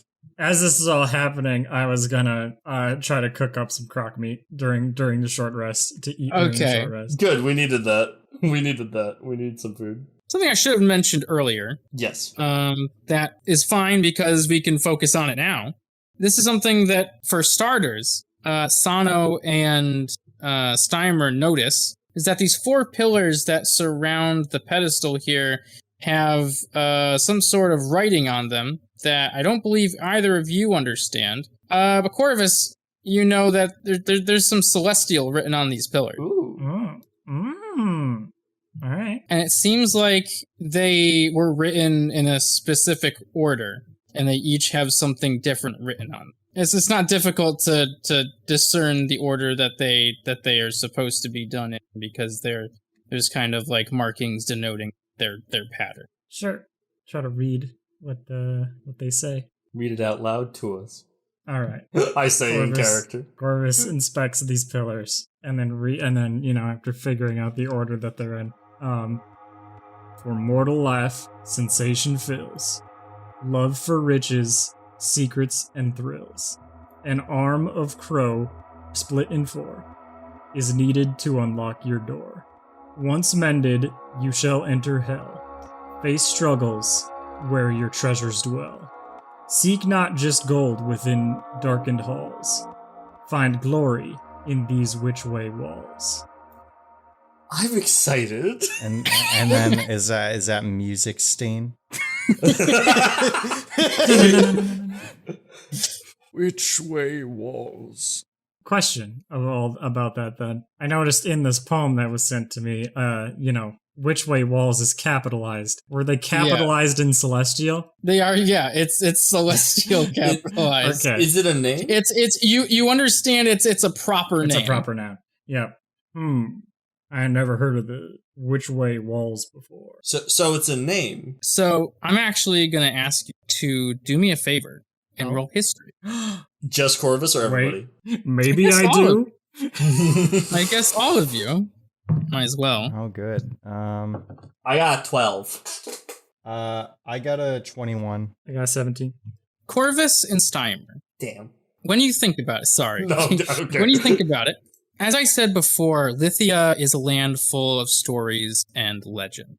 And Steimer, you've done a little bit of research on this area, so I'm sure you've come across this at some point while you were reading. But for Corvus, this hits a little bit more just kind of as a citizen of Lithia. This is just one of the kind of stories that just gets passed around here. There is rumors and stories of some deep underground stretching labyrinth that exists, that was placed here as a trial by the gods. You don't know, you were not aware where in the world that it existed, but somewhere beneath the surface there was a large expanse of halls and corridors that was a test made for Tesserant life, and that those who would find themselves there would be put through rigorous trials and tribulations in order to find their glory, essentially. You've heard it called a few things. Number one, the main thing that you'd hear it called would be the Which Way walls. Often, when the story is told in its longer form, shortened to the walls, typically. Wait. I do recognize the name. Actually, now that we thought about it a bit more, some of it is coming. I think I've heard this name, but what is it? That's fantastic. I've never heard of it before. My gods, are these? And I'm looking around. Are these the Which Way walls? What does that mean? Again, I've heard the name, but I don't know what that is. I don't exactly. either. I've read into it a bit. I'm not perfect. I explained to them, that like the tales of it being like a trial by the gods. Oh, isn't that funny? Does that mean maybe we should long rest before this? We're all constantly under trial, aren't we? Those that stand above us, they put us through tests to prove to see if we are our best selves, but we'll never be. We'll never be perfect. We'll never be good enough. Are you okay? It's glorious. Okay, you're happy then. Oh, more than you could ever know. Okay. Yes, perhaps we should be in our best shape for this test. Yes, if we wanted to sleep here, maybe there are others out looking for this potentially, but if they haven't found it yet, it seems like this place may be unopened. Then, but if we all found it in one day, maybe... Well, we were potentially followed. I say I could set up an alarm for a long rest, and if somebody comes nearby, we'll know. Well, how dangerous is it supposed to be in there? I look at Corvus. It's supposed to be deadly. Is it the kind of place that we could sleep in there? I dare not risk it's always seemed like something quite perilous.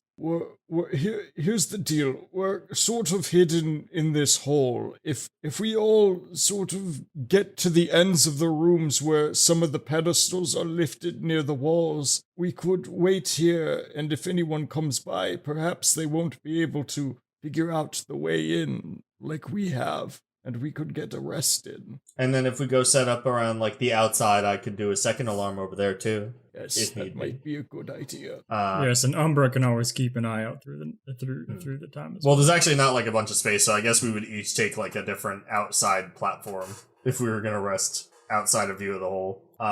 Before that, though, quick question. Arm of crow split in 4. Do we need to go hunt a crow? Wait, Corvus, doesn't your name mean crow in some Yeah, language? I was gonna say Corvus's player sweats. Do we notice knowing that Corvus's player sweats. Knowing that Corvus means crow in Latin. Oh, got it. I don't know how canonical it is if the translation, is a in universe thing.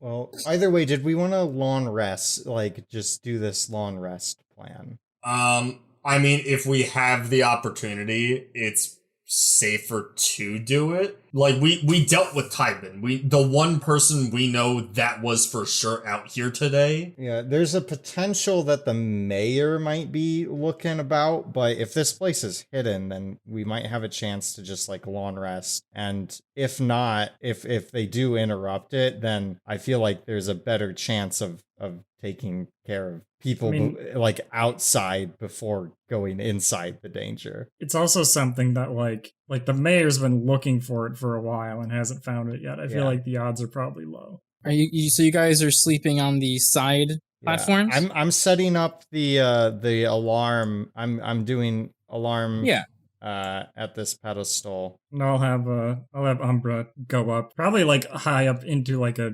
dense tree up on the surface, and keep a lookout as well. So as you guys move over to these side pedestals, the 3 that are not currently being taken up by like a crocodile body. Oh, we needed Tybin. And you're like getting comfy. You notice there's like kind of an indentation on these platforms. There's like these small thin pieces that are kind of like wedged into the platform that you can step over, but it looks like a separate piece that's wedged in there. So this is clearly part of the puzzle Yeah, that we'll solve tomorrow. Do they look like indentations for a a piece of a crow arm, or are they just vague indentations? Vague indentations. All right. Well, then I tell Umbra to not only keep watch, but also if she finds a crow to like kill it. All right, cool. Happy to hear Oh my it. god, we're gonna take everything in this dungeon literally. Listen, I have a 10-foot pole. So yeah, we're gonna get to the end of this, and Valis is just gonna be like, guys, come on. So you guys take your long rest. And we're good? And you are good. No one disturbs you during that time. Wonderful. Thank goodness. Congratulations. Does Umbra come back with a crow? No. Damn it. She does have a feather. Maybe this is good enough. Maybe we can split this into 4. I want to investigate the thing on my platform. I'm gonna start yanking it. You yank it out. You've got this kind of like metal, very, very short bar. Well, if I see that happen, I'm just gonna get mine. I'm just gonna pop it out of there. All right. Yeah, you pop yours. We look over at Corvus. And I'll pop mine out too. I look over at the crocodile. Yeah, there's a crocodile body laying. Well, that's not helping. If only we had a 4th. I look back and forth between Sana and Stymir, just bewildered looking at the platform. Do you guys? And I just get in the water and start swimming. Wait, does he? There it goes. Or waiting, I guess. Does he explode the moment he leaves with it? No. Okay, just checking. I wasn't sure if this had to be an all at the same time thing. We'll move back towards the center. Yeah, I'm getting back to the middle. I come over and I get this one too. All right. Yeah, you push the crocodile off of it and you break that thing out of there. Does he explode when he has 2? Could you refresh me? The secret door thing I saw, that was just me seeing that this opens, right? It wasn't like beneficial to the rest of like solving this puzzle. You found that you realize that this thing is a door of some kind, and that it has a little kind of piece jutting off the like bottom edge, and one end, I want where something should be latched to. Such as our sticks. I put the metal thing into that spot. So as you guys move in here, number one, as you guys look through all your pieces, it looks like they're all broken. Steimer, yours seems to be broken on one side, but it doesn't have a spot to latch onto. Could I see your little metal pieces that you got? I put mine on top of the circular platform, right in the middle. Okay. Yours that he put down there looks like it might have a piece on it that latches, that could maybe latch on, but it's broken on the other side. I want to start connecting them, and if I need to use mend at all, I'll use mend. But Well, let's try and line them all up first. yeah. Yeah. Well, yeah. Does Corvus put both of those down? Yes. Corvus, your pieces are like broken on both sides. Mm-hmm. Both of them are. Guys, we're making an ancient crowbar. We're going to pop this sucker open. An arm of crow. God damn it! You son of a gun. So you guys can pretty easily line these babies up. I'm gonna tuck away my crow feather. Now I will say this thing doesn't look like your average crowbar. Yeah. I bet. It's much longer. It's thicker and wider. Like this is a fucking hefty, a very hefty crowbar if ever there was. Do we all want to open this together as a family? Well, I was gonna say friends or traveling companions, but sure. I move up next to Sturmeyer. I also move up. Yes, cuddle in. You said you were gonna try to mend it together. Yeah, mend it together. Once you've got all the pieces lined up, and you like press them together, you're able to mend it together back into one piece. Dun, dun. No, not again, not again. Sorry. I guess we're all together. The three of us were gonna put it in that spot and do what needs to be done. Put your hands on my hands. You're not gonna gust me down a hole again, are you? I would never do that to you intentionally. You did what? I gave a fucking I thought you were really strong. I thought very critical look at that. I thought you were really strong. I made a misjudgment. I am not good enough. I know. Okay, let's open it. All right, you guys gonna count down or just Yes, shove it all in at there? once in character. We will count down. Ready? This 10. won't be a problem. No, okay, at all. let's From do it. 10. Let's do From it. No, 10. from 3, and you do it. Okay, 3.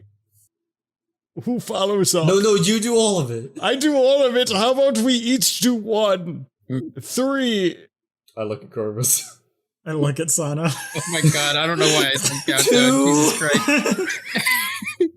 1. And then we pull. Hell yeah! Hell yes! Hell yeah. The door pops open. Piece of shit.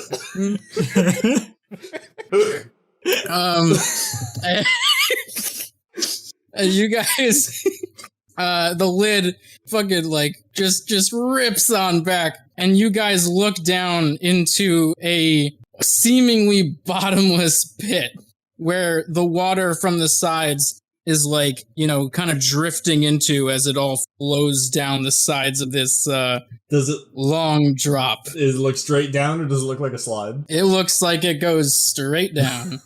Cool. Well, that's a seemingly bottomless pit. Do we have a way down there that is safe? I don't think druids get featherfall. You could turn into something that could climb and carry us down. True, but there's water. The water. There's water trickling down The water might make it hard to climb. Mm. And it can't fly. I'm going to cast mage armor. I'll do that now. Oh. This'll depend on when our long rest technically ends. Okay. What do you mean? I mean, because I'm a prepared caster, right? Mm-hmm. Mhm. Yeah, I need to prepare my spells. And I can prepare Featherfall. We are all prepared casters. So it depends if I'm allowed to prepare at this point, or if our long rest is officially over. Oh, please, DM. Tell you what. We just started. I'll let you. I'll let you. All right, I will, we'll spend a few more minutes maybe as I prepare Featherfall. And I, well, when we're ready to jump in, I hold out my gun. Are you gonna shoot us? Shoot me, Corvus! And I drop in.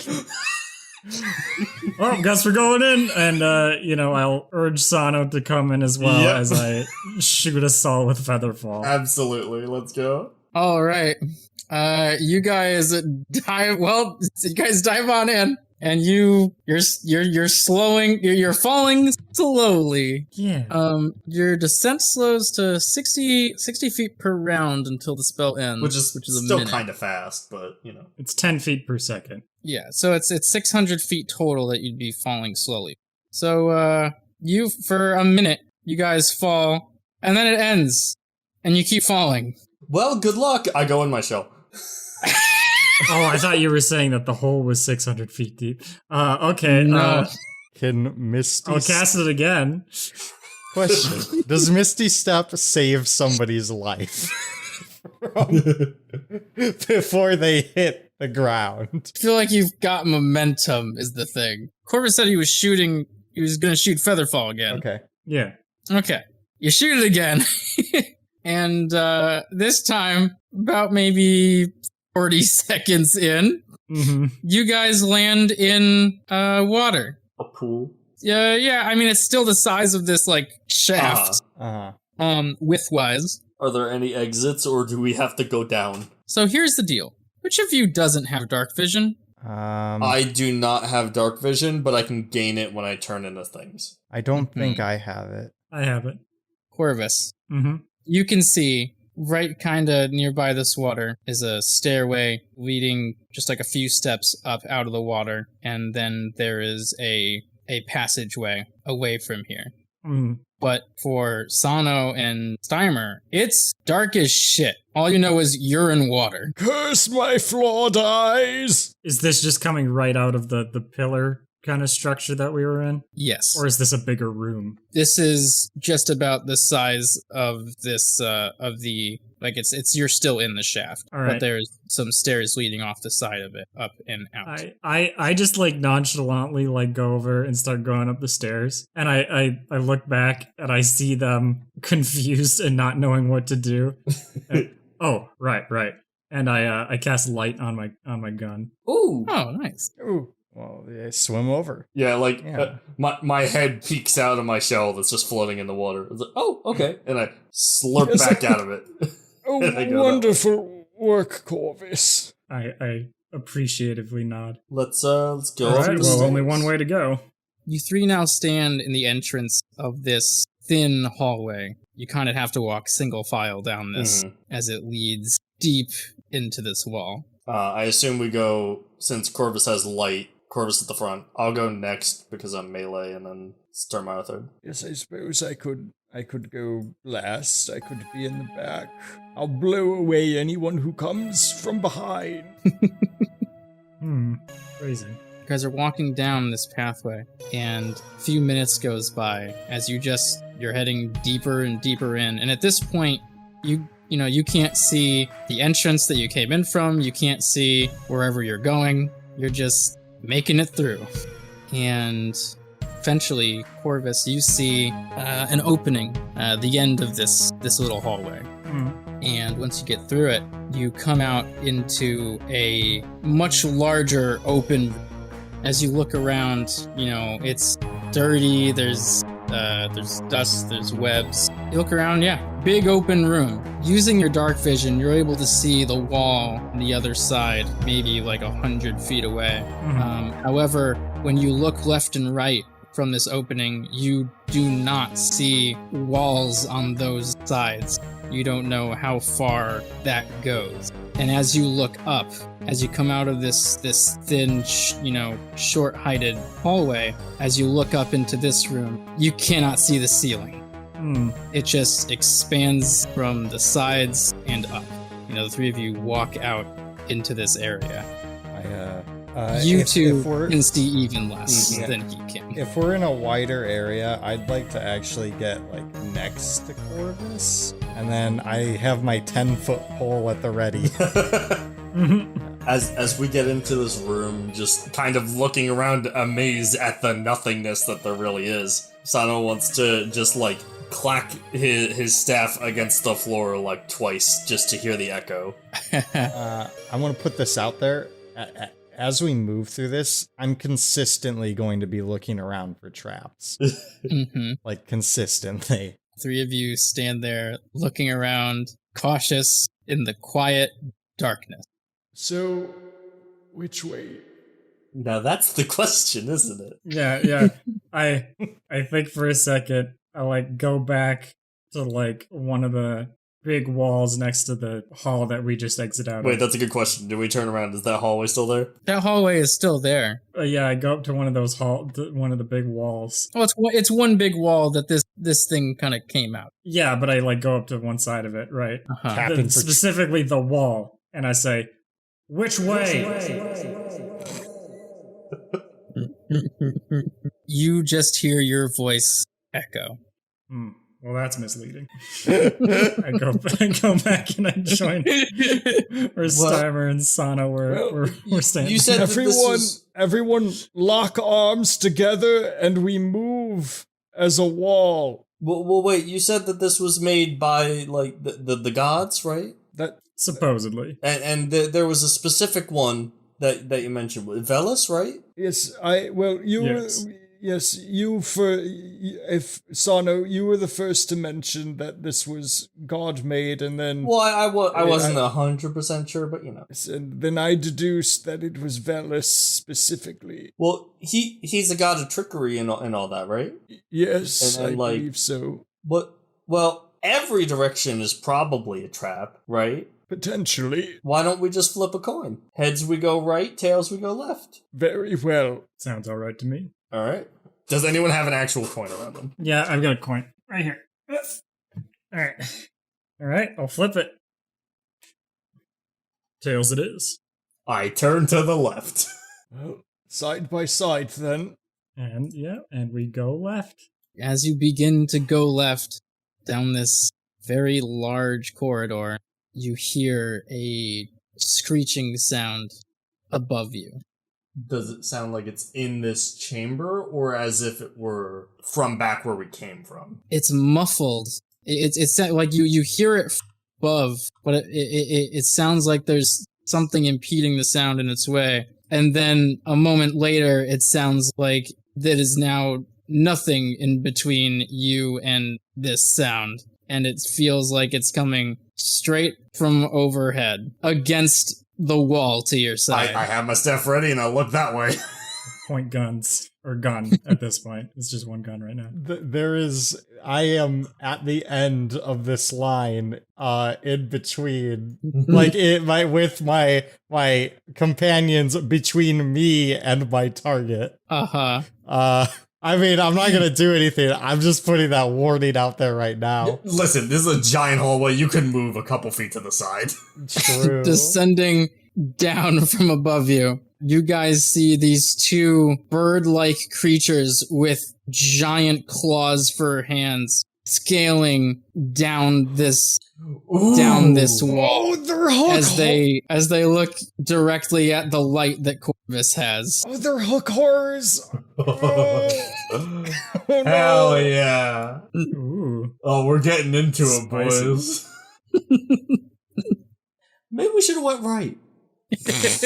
Good enough. And that is the end. Nice. Nice. All right. We did it. We two sessions of all talking. Rest of the series, all combat and puzzles. Let's go! Oh man, it's so awesome that I'm the only one with dark vision. Well, again, if need be, I can turn into something that has dark vision. It'll only last for 2 hours, but at least it's something. Oh yeah, this is gonna be tough, huh? Guys, thanks for playing. you guys, Michael, Travis, Dan, Whoa. you guys can be found at the Golly Rogers Twitch. What? And Dan can also be found at Summoned Circle on Twitter. At Summoned Circle. I guess that's all I need to say. Good session, yeah. Yeah. Death is inevitable. Welcome to the Witchway Walls.